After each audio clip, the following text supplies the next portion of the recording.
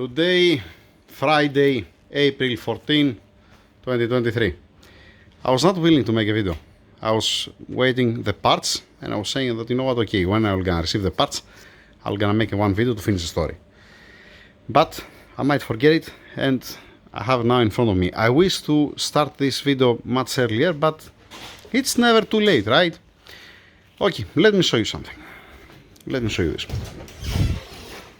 These are the valves and the valve springs and the retainers from this cylinder head. That's the new cylinder head that I sent it for resurface. Okay, and I have it there.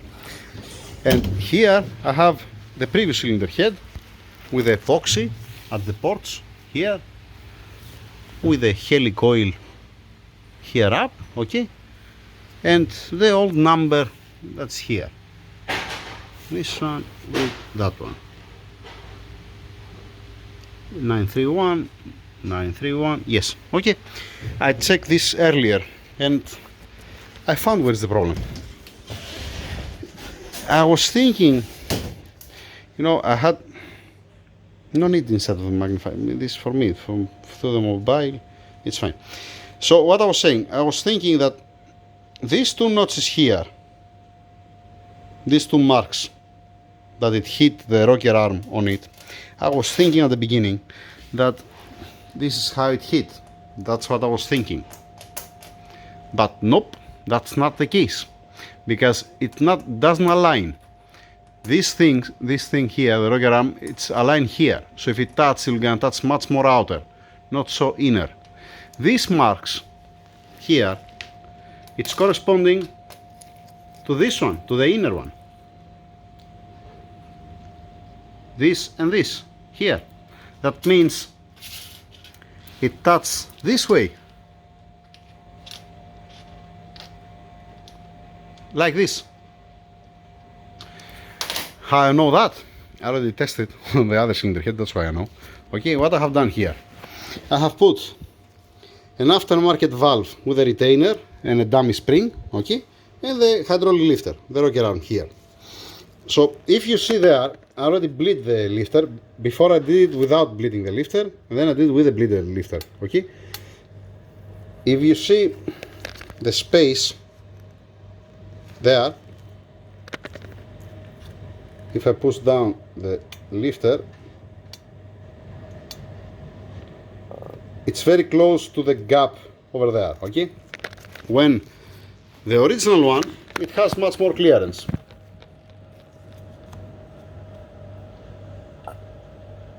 Okay, I already test that. Now, just give me a second to remove the camshaft to show you how it looks like down. Where are these two marks and where is the rocker arm, to be more understandable. Okay, camshaft out. Now, I think that will gonna make sense and you're gonna see what I'm talking about. If I pull it up now, you have these marks, these two marks over there. One on the left, one on the right. Okay? If I put again back the roller arm, the rocker arm, roller, it aligned perfectly at this position. This happened on this cylinder head, there is still clearance. That means on this cylinder head, even if the hydraulic lifter is bleeded out and does have a pressure like this one, it will not gonna touch. You're gonna have approximately almost a 10 of millimeter, almost 1/10 of millimeter to touch on the retainer, the rocker arm. Okay. On the other cylinder head, because they machine the seat and because of the run out of the guide, it's touching. I can get the retainer, the one that doesn't have a single mark. And if I put it on the valve, on the number 4 or 5 valve outside that was touching, it's touching again. That's why I said that I wish to start the phone earlier. Now, like I said, one second, don't mix it up. This one, this is from, no, this from the other cylinder head. This from this cylinder head and this from the previous cylinder head. These two, okay? What I was saying. Now, if it didn't lose the oil pressure, it will not gonna have a contact. Okay, if it didn't have run out the guide and it was not been machined the seat, you're not gonna have a contact. This is a combination of these three things. The run out of the guide, they machined the valve seat more high, and it ran out of oil. It didn't have an oil pressure. That means that's why they said that they ran the engine for a couple of seconds probably without oil. And it makes sense. If I judge from the crankshaft main bearings that I showed you yesterday, and if I judge from the lifters that they bleed out, that's the only way to have a contact the lifter on the retainer. Okay, now let me open it to show you, to compare the aftermarket with the original one. Okay, just to show you the difference. And it's normal, it's fine. If it's healthy, the guide, the seat, and you have an oil pressure, it's never gonna happen this. Okay, just don't misunderstand. I'm not saying that there is any problem. There is no problem at all. Just only the combination valve guide, seat, and oil pressure lost. That's what the effect has. Okay, let me take out both valves. I want to show you. But before I take it out, let me finish this. I lap the intake valve, the specific one, and the exhaust that has already the cylinder head on, for something like 30 seconds. I just want to see the pattern that's leaving on the valve and on the seat. Okay, and you see that it's one nice beautiful pattern all the way around. The same thing on the seat. Now if you see the previous one, this I didn't touch it. It never get lapped. That's a good one, because it's good time now to lap it. You know, I'm gonna lap it once. I'm not gonna somebody else before lap it and now I have to lap it again. That's a good one. Let me take out these two valves. Now on the left the stock one, on the right the aftermarket one. The aftermarket one, when you put the safe inside on the retainer, it comes tight. Okay, it doesn't fall off. On the stock one I put one cable tight here, just to stay in place. Alright, now if I just do that, I'm not gonna bother you with measurements. If I just do that, you're gonna see the difference.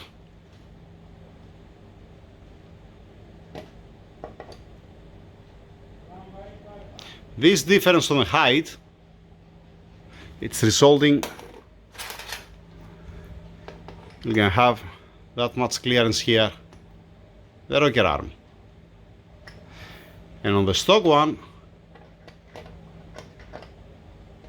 you're never gonna have a problem. You're never gonna reach there. But because of this clearance here,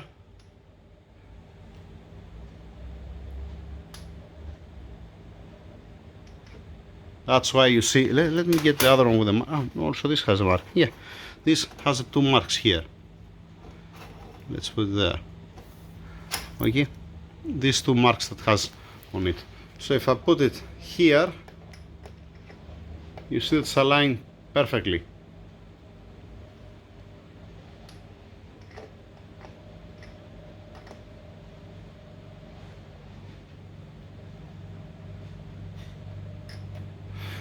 So if you're asking me, yes, it did run without an oil. It didn't have an oil pressure because it didn't have an oil inside for a couple of seconds probably. If I judge from the main bearings, like I said yesterday, it was not critical. Okay, it just reduced a little bit the life of the main bearings, if you like. Yeah, the crankshaft is excellent. The parts, as you can see, it's here, all the parts. Alright, pistons connected over there, inside. Standing by for the new parts. The oil pump, I already opened the oil pump. I already put assembly lubricant inside. I closed by again, it's excellent. You're not gonna have any problem. It spins beautiful now. So, just an update for the for this, what happened, why there was a ticking sound. There was a ticking sound because the lifters was bleeded. It didn't have oil pressure on the lifters, and because it had a contact with the retainer. And this is a result combination, like I said before, I repeat myself again, this is a combination guide, seat and oil pressure, all these things. If you remove not one on the guide and on the seat, it's together, you know, even because the machine the seat, you know. Yeah, now This I lapped also this valve like this one. I lapped the number 4 exhaust and the number 4 intake. Okay, let's get the number 1 that I showed you yesterday to see the pattern. On the left, I haven't touched it, and nobody touched before. I believe that when they received the new valves, they just put it in place. They didn't lap it at all. That's how it looks like to my eyes, at least. Okay, and this is the one that I lap for 30 seconds, not something more than this. Nice, good, clean pattern. The same thing also on the cylinder head. Yeah, you're gonna see that again because I don't have the valve seals. So for now, what I have to do, I have to lap the valves. Okay. Fortunately, I get an answer. I get an answer from myself. I have an evidence that they told me also that they didn't have any oil. They ran the engine without oil. I opened also the oil pump, like I said, just in case to don't have any headache. The oil pump is fine inside. You're not gonna cause any problem with the oil pump. I don't see any other problem other than the cylinder head.